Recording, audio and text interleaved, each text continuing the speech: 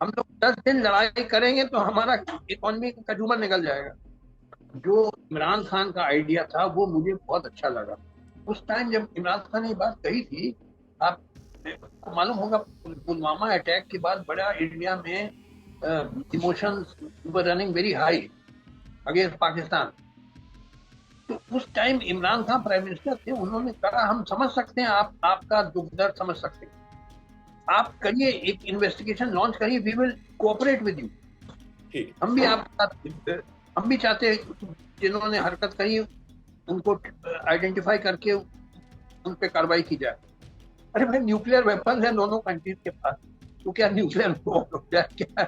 यानी इतनी लाइटली बात हो रही है। मैं टीवी चैनल पे देखता हूँ, ये लेफ्टिनेंट इंडियन आर्मी के लेफ्टिनेंट जनरल आते हैं on the panel discussion and they are talking nonsense कि लड़ाई शुरू करो and don't just fight against the terrorist, fight against the Pakistan army. बताइए, आपकी हैसियत नहीं है, गरीब मुल्क है, आप बैठ जाएगी जो बची कुची इकोनॉमी, 10 दिन की लड़ाई में खत्म हो जाए, मतलब निकल जाएगा कचूमर आपकी इकोनॉमी का। वेलकम जी, सियासत डॉट पीके से मैं हूं वकार बगा और इस वक्त मेरे साथ मौजूद हैं जस्टिस रिटायर्ड मार्कंडेय काटजू। काटजू साहब, कल कश्मीर में एक अफसोसनाक वाकया हुआ जिसके ऊपर भारतीय और पाकिस्तानी दोनों अवाम शदीद गमजदा हैं। नहत्ते आम लोगों के ऊपर गोलियां बरसाई गई, मगर सरप्राइजिंगली इसमें जैसे ये वाकया पेश आया उसके बाद भारतीय मीडिया पर स्टेटमेंट्स आना शुरू हो गई और पाकिस्तान को इल्जाम ठहरा दिया गया कि पाकिस्तान ने जी हमला करवाया है। कोई इन्वेस्टिगेशन नहीं, कोई रिपोर्ट नहीं, कोई प्रूफ नहीं, बस वाइब्स आई और कह दिया पाकिस्तान ने हमला करवाया है। अफसोसनाक वाकया था। इसके ऊपर क्या आपकी अंडरस्टैंडिंग अभी तक बिल्ड हुई? क्या एनालिसिस है आपका इसके ऊपर? देखिए, आपकी बात सही है कि बड़ा अफसोसनाक वाकया हुआ। It has to be condemned by everybody. जो पहलगाम में 2 दर्जन से ज्यादा हिंदू टूरिस्ट मारे गए, दैट इज डिप्लोरेबल। मगर सवाल है ये किसने किया? Have they been identified after investigation? जिन्होंने किया वो तो जंगलों में भाग गए। They are not, none of them have been spotted yet. और हमारी मीडिया कब से चिल्ला रही है कि पाकिस्तान ने किया। कोई सबूत है कि पाकिस्तान ने किया है, किसने किया? कुछ नहीं। तो यहाँ तो इमोशनल लोग हैं, चिल्ला रहे हैं। जैसे आपके यहाँ भी पाकिस्तान में, जब वो आपको याद होगा बलूचिस्तान में वो कोई ट्रेन में कोई अ, लोग मारे गए भाई, बलूचिस्तान लिबरेशन आर्मी, तो इंडिया को ब्लेम किया गया। कोई सबूत नहीं था कि इंडिया का क्या कहा है, कैसे आप कह रहे हैं हाथ था। उसी तरीके से हमारी भी मीडिया बिल्कुल पागलों जैसे बिहेव करती है और सारा ब्लेम डाल दिया पाकिस्तानियों पे, जबकि कोई सबूत नहीं है।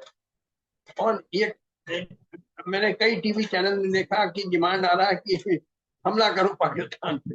अरे भाई, जंग छेड़ना ये कोई मतलब कोई बिल्कुल हल्की चीज है?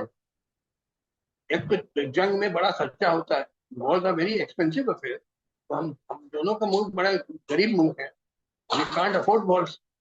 दूसरी चीज, वॉर्स है अनप्रिडिक्टेबल आउटकम्स।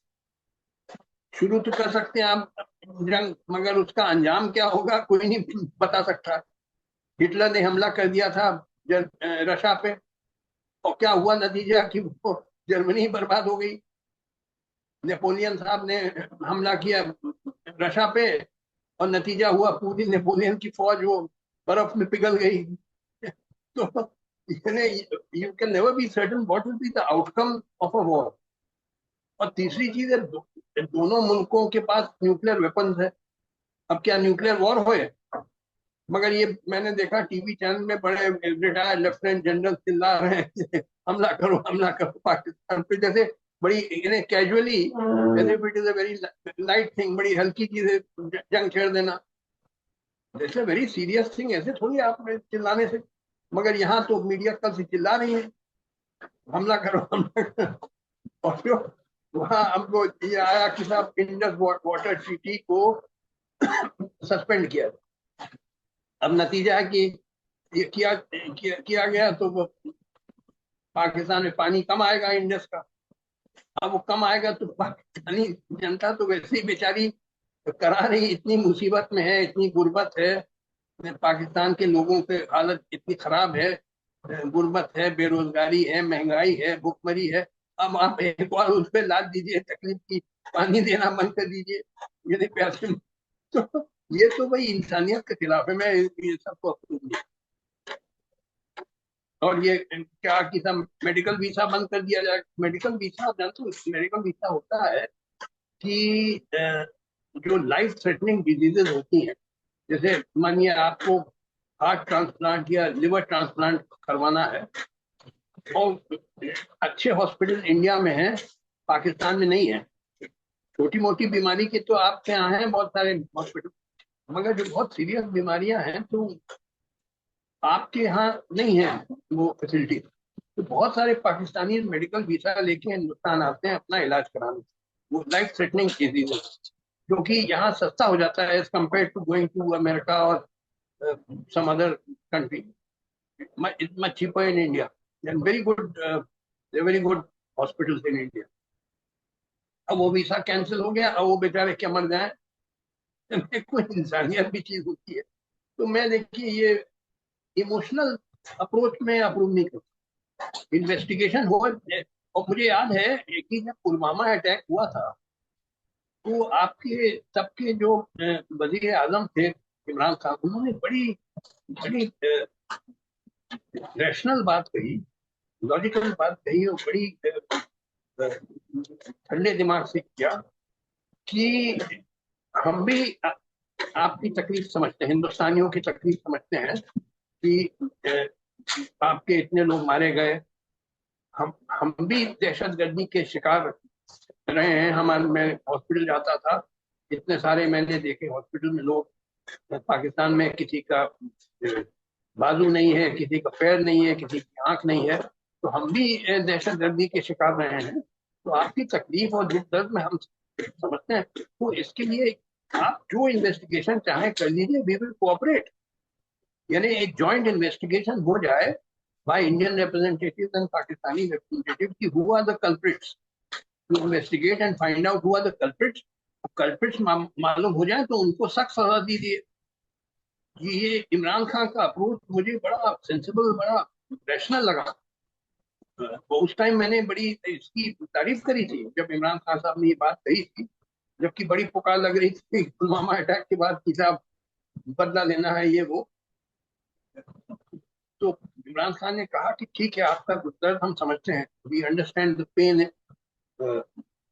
इन यू, तो let us get it investigated, we will cooperate with your investigation. तो यही करेक्ट तरीका है मेरे ख्याल में कि Pakistan government should tell the Indian government we will cooperate. आप जो ये पहलगाम अटैक हुआ है, आपका दुख दर्द हम समझते हैं, हम कोऑपरेट करेंगे। आप इन्वेस्टिगेशन करिए and we will join your investigation. This is the, in my opinion, the correct approach, जो इमरान खान का अप्रोच। काटजू साहब मुझे ये बता दें, एक कौम की सोच होती है, अवाम की सोच, जो कि भारत में अवाम की सोच है, वो कह रहे हैं जी मुसलमानों को क्रिटिसाइज ना करें, वो कह रहे हैं जी यहाँ पर किसी मजहब को क्रिटिसाइज ना करें, दहशतगर्दी का कोई मजहब नहीं होता। पाकिस्तानी अवाम की सोच है, वो कह रहे हैं जी जुल्म हुआ है, कश्मीर में जुल्म हुआ है और उस जुल्म पे कोई नो टॉलरेंस पॉलिसी होनी चाहिए। फिर आती है जी जो गवर्नमेंट की सोच है, गवर्नमेंट की सोच होती है वो इल्जाम तराशी कर रही है। और उसके बाद बीजेपी जो पार्टी है, हुकूमती पार्टी है भारत में, उसकी सोच आती है, मीडिया की सोच आती है, वो एक एक्सट्रीम सोच है, वो कोई रैशनल नहीं है, कोई लॉजिकल नहीं है। आपको लगता है कि ये बजाय इसके के कल्प्रेट्स को पकड़ें, बजाय इसके के इन्वेस्टिगेशन की तरफ जाएं, मौजूदा जो इंडियन रजीम है और मीडिया है, ये एक नेक्सस बना हुआ है और ये अपनी जान खुलासी करा रहा है, पतली गली से निकल रहा है, मासूम लोग मर गए और इल्जाम तराशी करके वो समझ रहे हैं कि बस ठीक है जान छूट जाएगी, और फिर इंडस वाटर ट्रीटी जो है उसे वायलेट कर देंगे। देखिए मैं इसके बारे में आपको बताऊं, शेक्सपियर का एक प्ले है जूलियस सीजर। आपने शायद पढ़ा होगा। वो प्ले जूलियस सीजर में एक सीन आता है, जब सीजर के असैसिनेशन के बाद जो रोमन लोग बहुत नाराज थे कि सीजर का मर्डर कर दिया गया, तो वो रोमन मॉब निकली सड़कों पे ढूंढने के लिए कि जो कातिल लोगों को पकड़ा जाए। तो एक कातिलों में एक था Cinna, CINNA। He was one of the murderers of Caesar. तो भीड़ ने पकड़ लिया एक और आदमी को, उसका भी नाम सिन्हा था, मगर he was Sinha the poet, he was not Sinha the conspirator. तो मगर भीड़ ने कहा तुम्हारा नाम सिन्हा है, मारो इसको। अब वो चिल्लाने लगा, साहब मैं तो सिन्हा द पोएट हूँ, सिन्हा शायर हूँ, मैं कातिल नहीं हूँ। मगर भीड़ ने कहा तुम बहुत बुरी शायरी लिखते हो, इसलिए उसको मार डाला। कहने का मतलब जो मॉब मेंटेलिटी होती है वो जज्बाती होती है, इमोशनल होती है, रैशनल नहीं होती। अब यह कि पकड़ो, पाकिस्तानियों ने किया है, मारो। अच्छा, पाकिस्तानी तो हाथ हाथ लगेंगे नहीं। बकार बग्गा को तो हम पकड़ नहीं सकते हैं, मतलब बकार बग्गा की हम पिटाई करते हैं, मगर बकार बग्गा बैठा इस्लामाबाद। अब क्या किया जाए, हमको बदला लेना है, क्योंकि यहाँ मांग उठ रही, बदला लो बदला लो। अब किससे बदला लो, बकार बग्गा तो बैठा हुआ है इस्लामाबाद। तो ये है कि चलिए वहाँ पाकिस्तानियों को नहीं पकड़ सकते, हम इंडियन मुस्लिम को पकड़ो। तो मुझे मतलब इस पे जो सुबह है कि हो सकता है कि कुछ इंडियन मुस्लिम पे अटैक शुरू हो जाए। यानी किसी से जब आपको बदला लेना है, जैसे सिन्हा पोएट को पकड़ लिया, जबकि उससे कोई मतलब नहीं था सीजर के असैसिनेशन में, तो भैया कोई इंडियन मुस्लिम जिसका कोई उससे कोई मतलब ही नहीं है, उसको पकड़ के पिटाई कर दो या मार डालो, जो भी हो। तो लिहाजा ये बिल्कुल जज्बाती तरीका है जो सही नहीं है। या इसके लिए प्रॉपर इन्वेस्टिगेशन होना चाहिए। जैसे इमरान खान ने बड़ी अच्छी रीजनेबल सेंसिबल बात कही थी, पता नहीं आपको याद है कि नहीं है। जी जी। जब पुलवामा अटैक हुआ था तो इंडियन सारे चिल्ला रहे थे कि मारो पाकिस्तानियों। हाँ, बड़ा इमोशनली अराउज हो गए थे इंडिया। इमरान खान ने उस वक्त कहा कि ठीक है, हम आपका दुख दर्द समझते हैं, बिल्कुल जो जिन्होंने हरकत की उनके खिलाफ कार्रवाई होनी चाहिए, तो इसके लिए आप इन्वेस्टिगेशन शुरू करिए, we will cooperate with it, ठीक। Uh, find out who this culprits जो है, मुजरिम लोग, उनको आइडेंटिफाई करके फिर उन पे सख्त कार्रवाई की जाए।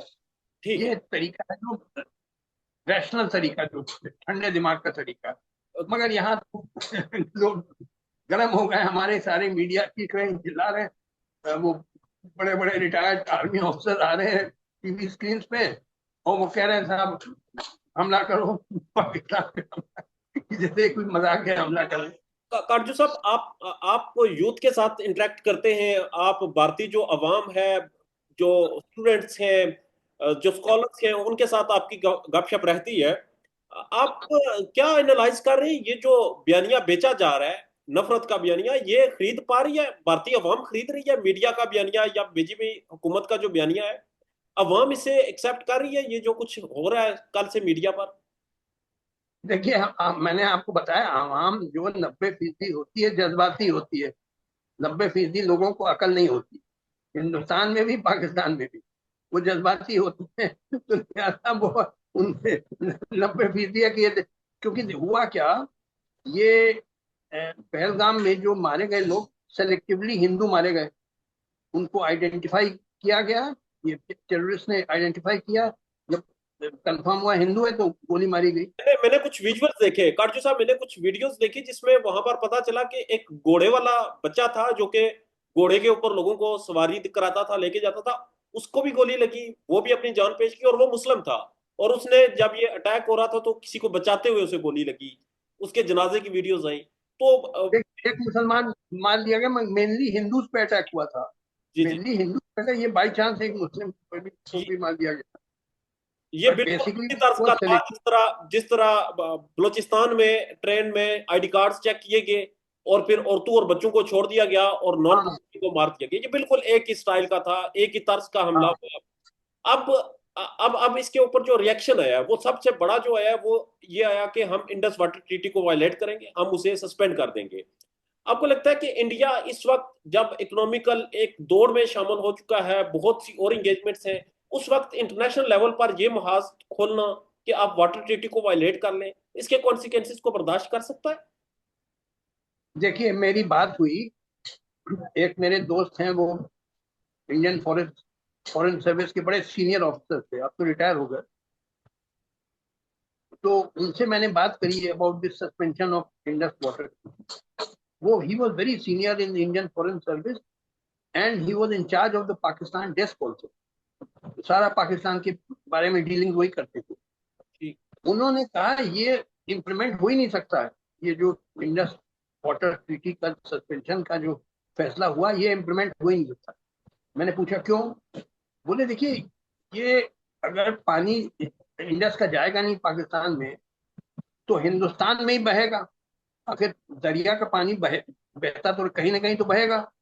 अच्छा, हिंदुस्तान में वो स्ट्रक्चर्स नहीं है, डैम्स नहीं है, रिजर्वॉयर्स नहीं है जहां ये वाटर को कलेक्ट कर सके। फ्लड्स आ जाएंगे, कहाँ जाएगा ये पानी? ये है ही नहीं, स्ट्रक्चर नहीं है। This is not implementable.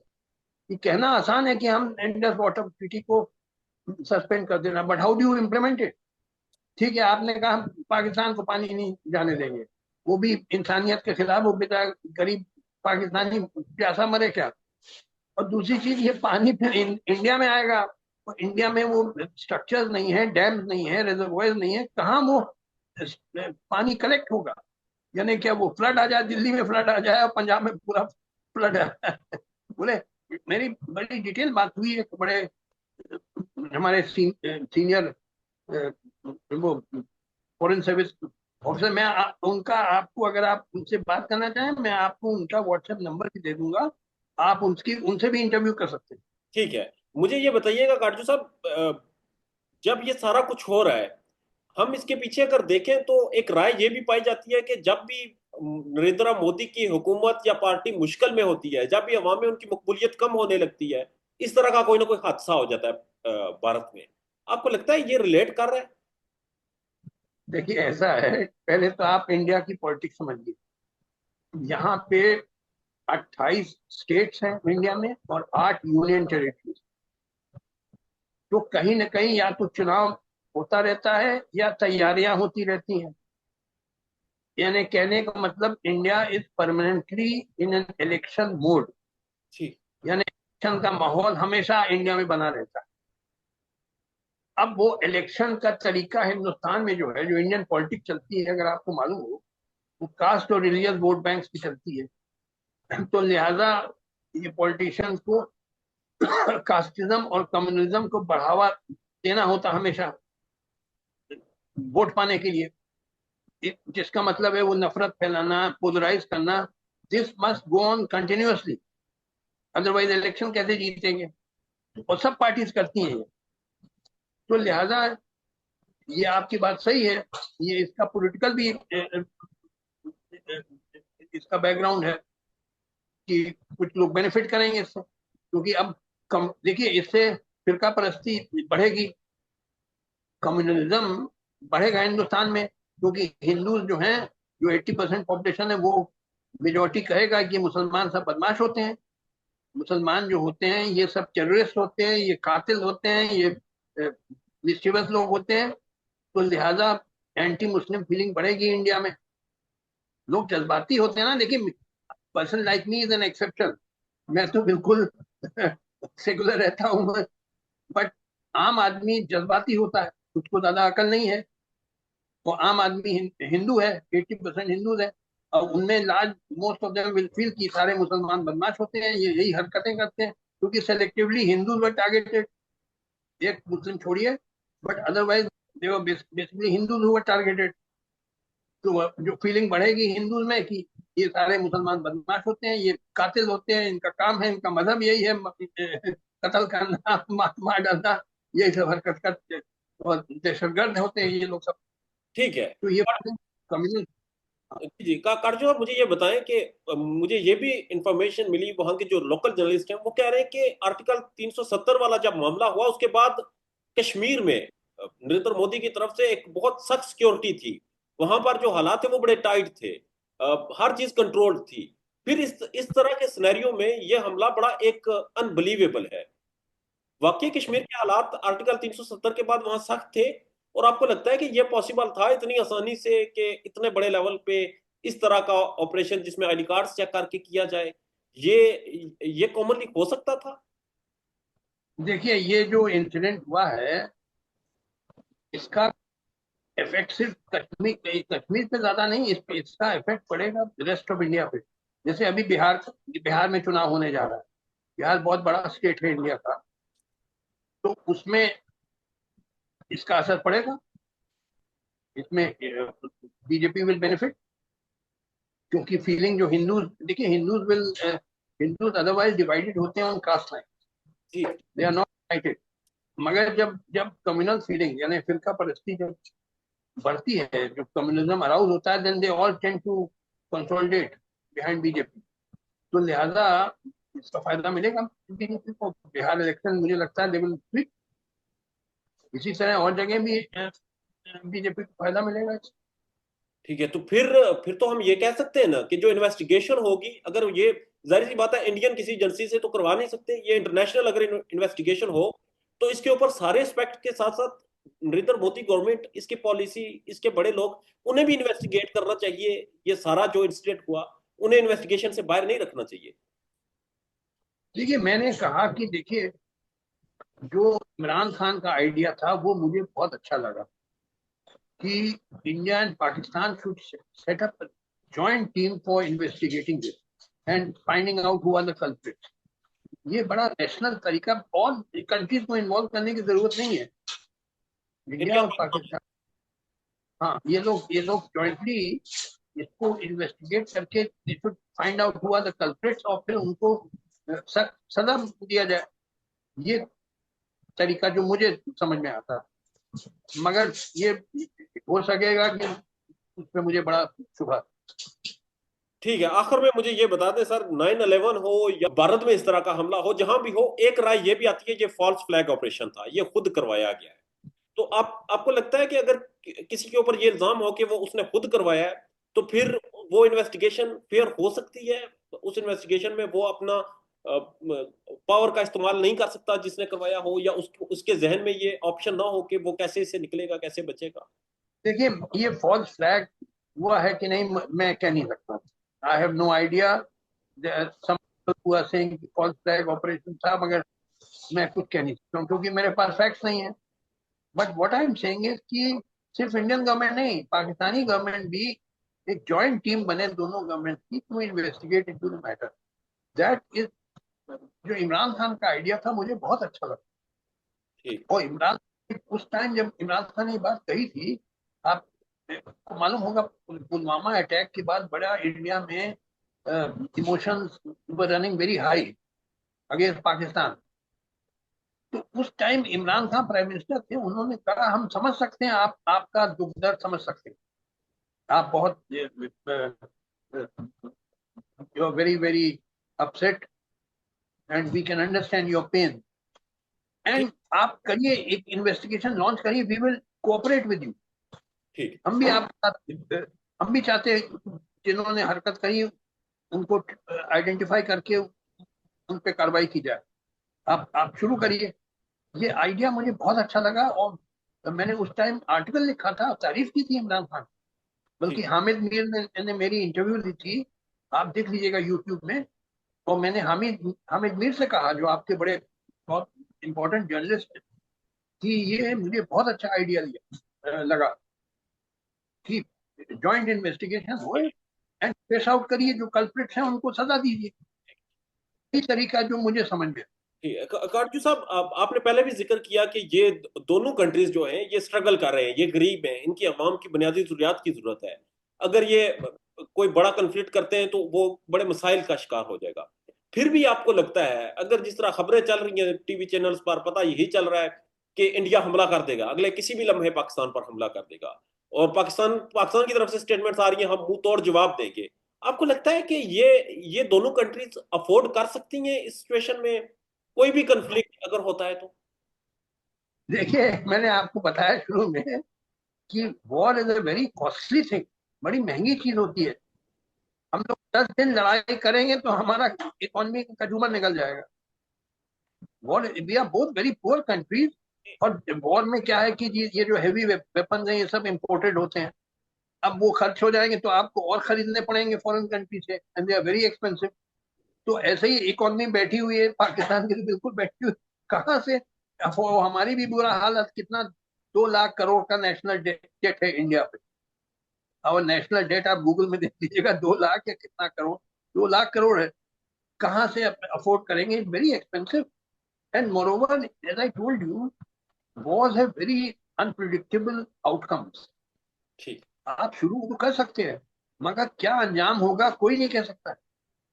बड़े बड़े लोग, हिटलर, नेपोलियन, जो बड़े भारी तोप थे एक जमाने में, उनका कि वो क्या हो गया, धराशायी हो गए, सब खत्म हो गए बाई स्टार्टिंग वॉर्स। तो लिहाजा बातें करना बड़ा आसान है कि हम फौज भेज देंगे, लड़ जाएंगे। अरे भाई, न्यूक्लियर वेपन है दोनों कंट्रीज के पास, तो क्या न्यूक्लियर वॉर हो जाए क्या? ये नहीं, इतनी लाइटली बात हो रही है। मैं टीवी चैनल में देखता हूँ, ये लेफ्टिनेंट, इंडियन आर्मी के लेफ्टिनेंट जनरल आते हैं on the panel discussion, and they are talking nonsense कि लड़ाई शुरू करो, and don't just fight against the terrorist, fight against the Pakistan army. बताइए, आपकी हैसियत नहीं है, गरीब मुल्क है, समझे आप? बैठ जाएगी जो बची कुची इकोनॉमी, 10 दिन की लड़ाई में खत्म हो जाए, मतलब निकल जाएगा खजूमर आपकी इकोनॉमी का, ये आप लड़ेंगे। पाकिस्तान में इस वक्त सबसे बड़ा मसला बोलने का है। पाकिस्तान में बोलने नहीं दिया जाता, जुबानें खींच ली जाती हैं, डर है, खौफ है, टेरर है।